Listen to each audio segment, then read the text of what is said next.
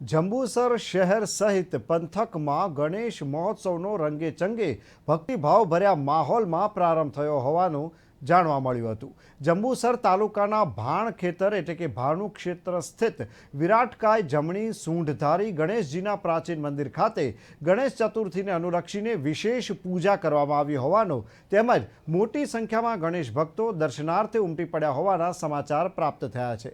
ગણેશ ભક્તો દ્વારા ગણેશ મૂર્તિનું સ્થાપન વાજતે ગાજતે ગણપતિ બાપા મોર્યાના નાદ સાથે કરવામાં આવ્યું હતું.